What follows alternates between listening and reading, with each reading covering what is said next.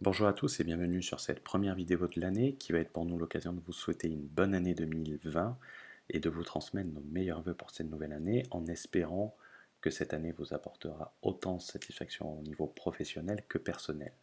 Pour cette année 2020, nous avons décidé de lancer un programme, le Borderless Entrepreneur. Pourquoi? Car, comme on le sait tous, aujourd'hui, de nombreux entrepreneurs 2.0 agissent sur Internet, le consulting, le dropshipping, qui permet de travailler n'importe où dans le monde.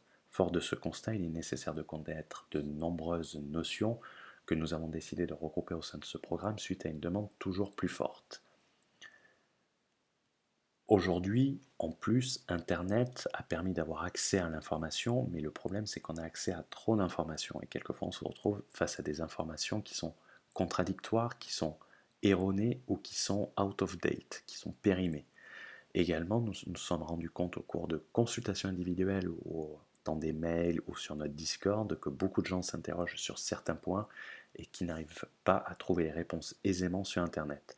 Et souvent, nous voyons les mêmes erreurs d'interprétation comme celles que nous allons détailler en suivant, que ce soit sur les Discords, sur les forums, sur les commentaires de vidéos. Par exemple, pour citer quelques questions que nous voyons régulièrement, on voit souvent une LLC américaine est taxée à 0%. Ce n'est pas le cas. Elle n'est pas soumise à l'IS, ce qui ne veut pas dire qu'elle est soumise à un IS de 0%.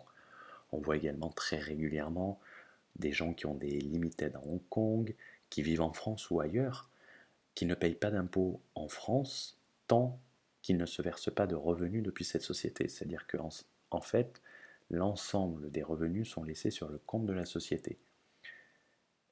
C'est faux.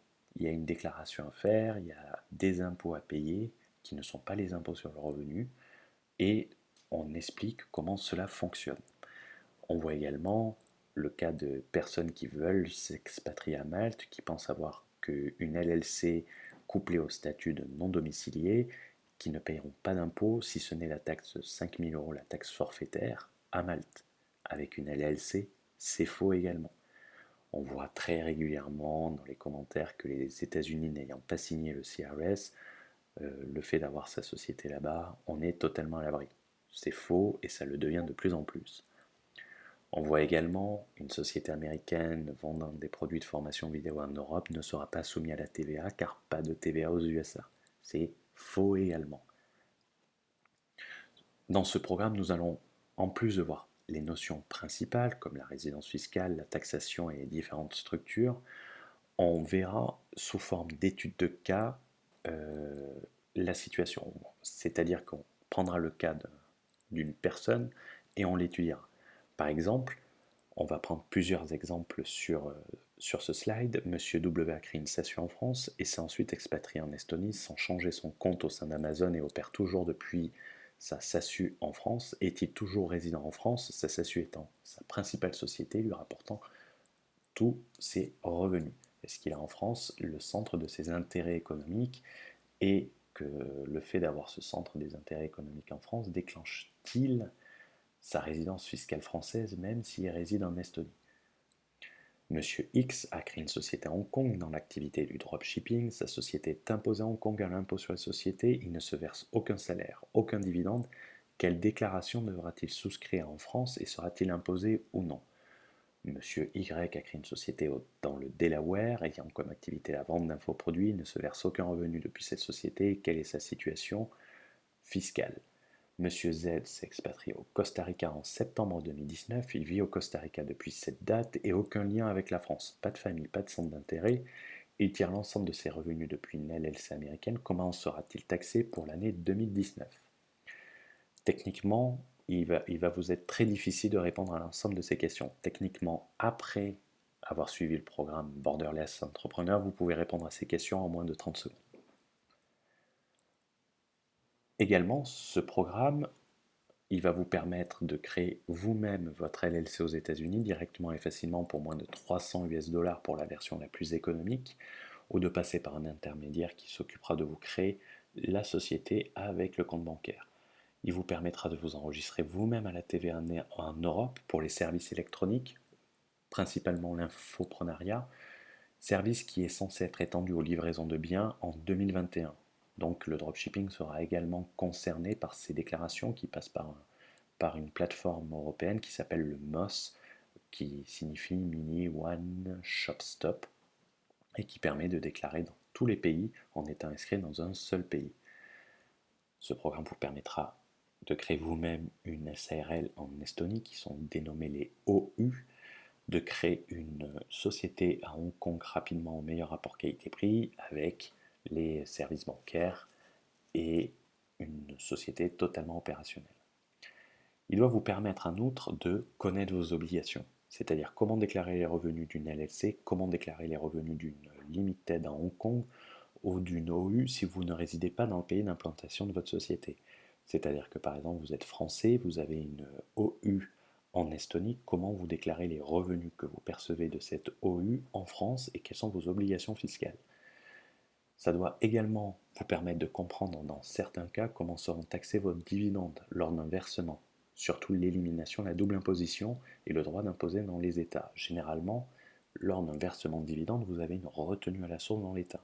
C'est-à-dire que si vous avez une société, disons, estonienne qui vous verse un dividende et que vous êtes français, le dividende va être soumis à une retenue à la source de 10%, c'est-à-dire que si vous versez 100 000 euros, vous allez payer 10 000 euros en Estonie, donc vous allez recevoir plus que 90 000 euros, et si vous payez les 30% sur ces 90 000 euros, vous allez payer l'impôt sur l'impôt. Il y a des mécanismes d'élimination de la double imposition qui sont prévus, il faut juste comprendre comment ça marche. Il doit vous permettre également de comprendre le fonctionnement d'une SAS, car sur Internet, il y a très peu d'informations, alors que la SAS est un outil extraordinaire. De comprendre son imposition. Il faut savoir que l'impôt sur les sociétés en France est territorial. Ce programme vous permettra également de savoir comment structurer si vous êtes à plusieurs, c'est-à-dire si vous êtes plusieurs associés, comment sécuriser l'actionnariat, comment empêcher la vente des actions d'un de vos associés pour éviter de déstabiliser la société, comment faire rentrer un investisseur et prévoir sa sortie, comment prévoir le conflit entre associés, le résoudre préalablement, c'est-à-dire vous créez la société avec 3 associés, il se passe un problème avec un associé qui vous bloque toutes les décisions, comment vous réglez préalablement ce problème pour prévoir la sortie de cet associé s'il bloque le fonctionnement de la société. Également dans la partie française, on présentera les différents mécanismes français comme le régime holding qui est dénommé mère-fille en France. On fera une présentation de l'intégration fiscale et des avantages que cela peut procurer. Ce programme vous permettra également de comprendre les différentes possibilités pour structurer un investissement immobilier en local ou international. On verra dans la partie des conventions fiscales, les juridictions européennes où investir dans l'immobilier est très intéressant.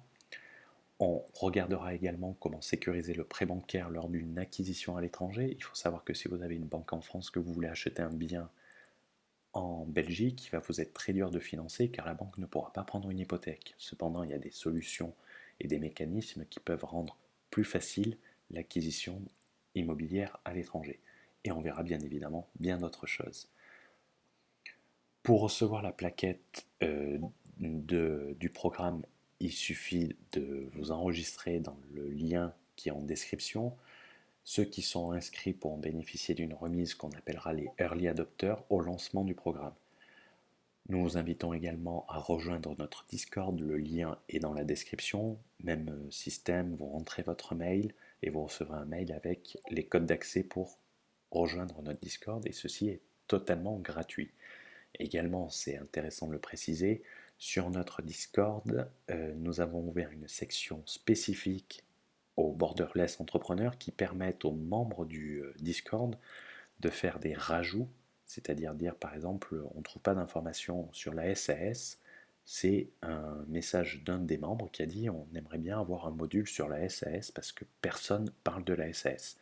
Donc le programme va évoluer au fur et à mesure qui sera construit, donc n'hésitez pas à rejoindre le Discord, n'hésitez pas à nous faire vos suggestions, des éléments que vous aimeriez voir dans ce programme, et nous pensons que ce programme sera prêt courant du mois de janvier, début du mois de février.